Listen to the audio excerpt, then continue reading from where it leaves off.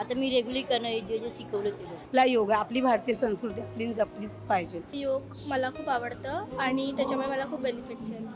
आंतरराष्ट्रीय योग दिन. योग म्हणजे केवळ व्यायाम नव्हे तर निरोगी आणि संतुलित आयुष्य जगण्याची जीवनशैली.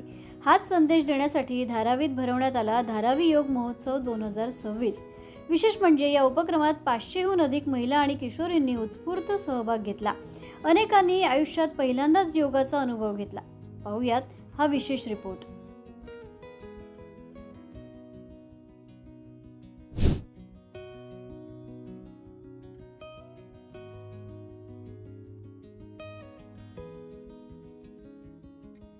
योग शरीर, मन आणि श्वास यांना एकत्र जोडणारी प्राचीन भारतीय परंपरा. अशा धावपळीच्या जीवनात तणाव, थकवा आणि आरोग्याच्या वाढत्या समस्या पाहता योगाचं महत्त्व अधिकच वाढलंय. नमस्कार, मी उज्ज्वला करंबेळकर. आज आंतरराष्ट्रीय योग दिन इथे धारावीमध्ये साजरा होतो आहे. नवभारत मेगा डेव्हलपर्स अडाणी ग्रुप यांच्या वतीने त्यांनी धारावीमध्ये महिलांकरता आज योगविषयक कार्यशाळा आयोजित केली. अत्यंत स्तुत्य असा उपक्रम हा आहे आणि त्यांनी ह्या सगळ्या उपक्रमामध्ये योगविद्या निकेतनच्या शिक्षिकांना सहभागी करून घेतलं. त्याबद्दल त्यांचे प्रथमतः आभार. योगविद्या निकेतन ही 1974 साली सदाशिव निंबाळकरांनी स्थापन केलेली संस्था. स्थापनेच्या वेळेलाच सरांनी असं ठरवलं किंवा या उद्देशाने ती स्थापन केली की योगाशास्त्राचे फायदे हे प्रत्येक माणसाला, जनसामान्यांपर्यंत पोचले पाहिजेत आणि त्यामुळे त्यांनी संस्थेचा मोटो असा ठेवला, योगविद्या घरोघरी, हर घर योग, योग ॲट एव्हरी होम.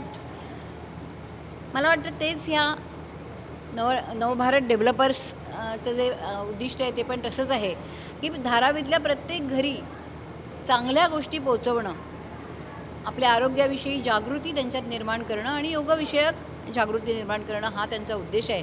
तो अत्यंत खरोखरच स्तुत्य असा आहे आणि आंतरराष्ट्रीय योग दिनाच्या दिवशी त्यांनी हे घडवून आणलं आहे. ते अत्यंत चांगलं आहे. त्यांचे खूप खूप आभार या निमित्ताने आणि आपल्या सगळ्यांना योग दिनाच्या हार्दिक हार्दिक शुभेच्छा. आताच्या यंग जनरेशनचं जर आपण टाईमटेबल बघितलं तर ते खूपच हेवायर असं प्रकारचं उथलपुथल केलेलं टाईमटेबल आहे. कॉलेज, क्लास, अन्य काही गोष्टी, झोपेच्या वेळा आणि सगळ्यात मोठी गोष्ट म्हणजे सोशल मीडिया. सोशल मीडियाचे आपण जसे गुलाम झाल्यासारखे झालो आहोत सगळेच जणं, अगदी 7वी 8वीतल्या मुलापासून वृद्धांपर्यंत सगळे. त्यामुळे त्या सगळ्यामुळे काय होतं की आपल्या पाठीचा कणा, मानेतले जे काही मणके आहेत ते आणि डोळे, ह्या सगळ्यांवरती त्याचे दुष्परिणाम हळूहळू जाणवायला लागतात. तर ते कमी करण्याकरता त्याचा वापर जर आपल्याला करायला लागतो तर ते कमी कसे होतील याच्याकरता प्रयत्न करणं म्हणजे योगाभ्यास करणं. याच पार्श्वभूमीवर आंतरराष्ट्रीय योग दिनानिमित्त माहीम येथील महाराष्ट्र नेचर पार्कमध्ये NMDPLच्या वतीनं धारावी योग महोत्सव 2026चं आयोजन करण्यात आलं. धारावी स्वास्थ्य साथी आणि धारावी सोशल मिशन अंतर्गत या उपक्रमात धारावीतील 500हून अधिक महिला आणि किशोरींनी मोठ्या उत्साहात सहभाग घेतला. योग विद्या निकेतनच्या प्रशिक्षकांनी उपस्थित महिलांना विविध योगासनं, प्राणायाम आणि श्वसन तंत्राचं मार्गदर्शन केलं. योगामुळे शरीरासोबत मनही निरोगी राहतं हा संदेश या कार्यक्रमातून देण्यात आला. या कार्यक्रमाचं खास वैशिष्ट्य म्हणजे अनेक महिलांनी आयुष्यात पहिल्यांदाच योगाभ्यास केला. सुरुवातीला संकोच वाटणाऱ्या महिलाही काही वेळातच प्रशिक्षकांच्या मार्गदर्शनाखाली योगासनं करताना दिसल्या. योग करताना चेहऱ्यावरचं समाधान, एकाग्रता आणि उत्साह स्पष्टपणे जाणवत होता. वयाची कोणतीही अट नसते. योग प्रत्येकासाठी आहे याचं चित्र या कार्यक्रमात पाहायला मिळालं. मी आता काय करणार माहिती आहे का, उद्यापासून स्टार्ट करणार आहे असं करायला. कधी केली नाही ना मी, हातपाय दुखतात माझे. आता मी रेग्युलर करणं जे जे शिकवलं ते. मेरे बच्चे लोक भी बोलूंगी मैं करने के लिए. छान वाटलं आणि आम्ही आज खूप काय शिकलो आणि त्याच्यामध्ये काय काय बेनिफिट्स पण होते करायला. आम्ही मेडिटेशन केलं, थोडीसं एक्सरसाइज केली. त्याच्याने हाईट वाढते आणि त्याच्याने तुमचं माइंड रिलॅक्स होतं. माझी बॅक पहिले खूप राऊंडेड होती आणि योग स्टार्ट केल्याच्या नंतर माझी बॅक स्ट्रेट झाली. मी आसनं खूप चांगली लावते आणि मला खूप बेनिफिट झाला आणि मी एकदम फिट राहते आता. तर योग मला खूप आवडतं आणि त्याच्यामुळे मला खूप बेनिफिट्स आहेत. घर, संसार, मुलं आणि काम या जबाबदाऱ्यांमध्ये स्वतःच्या आरोग्याकडे दुर्लक्ष करणाऱ्या अनेक महिलांसाठी हा उपक्रम वेगळा अनुभव ठरला.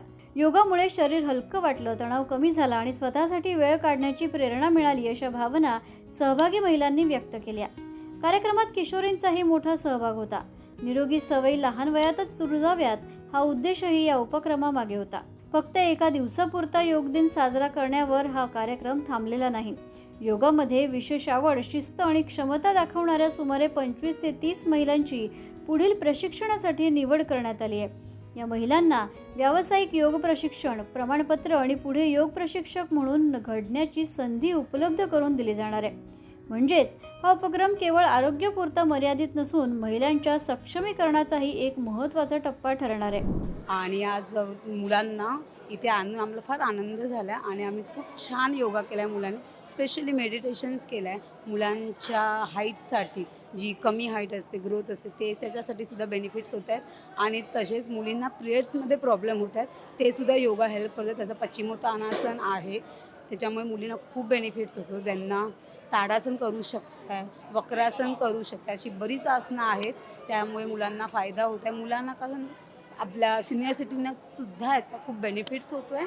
आणि आत्ता ह्या आपल्या जीवनाच्या धकाधकीमध्ये सगळ्यांनी योग हा केलाच पाहिजे. आपला योग आहे, पण तो बाहेरच्या देशात जातो आणि ते लोक तो ॲक्सेप्ट करून आपण तो ॲक्सेप्ट करतो आहे. त्यापेक्षा आपला योग आहे, आपली भारतीय संस्कृती आपली जपलीच पाहिजे. NMDPLच्या मते धारावीच्या पुनर्विकासाबरोबरच समाजाच्या आरोग्य, शिक्षण आणि सर्वांगीण विकासालाही तेवढंच महत्त्व दिलं जात आहे. त्यामुळे अशा समुदाय केंद्रित उपक्रमांद्वारे महिलांमध्ये आरोग्याविषयी जागरूकता निर्माण करण्याचा प्रयत्न केला जातोय.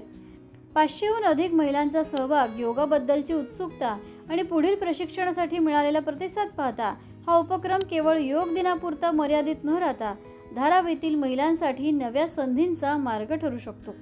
आरोग्य, आत्मविश्वास आणि सक्षमीकरण योगाच्या माध्यमातून धारावीत दिलेला हा संदेश अनेक महिलांच्या आयुष्यात सकारात्मक बदल घडवू शकतो.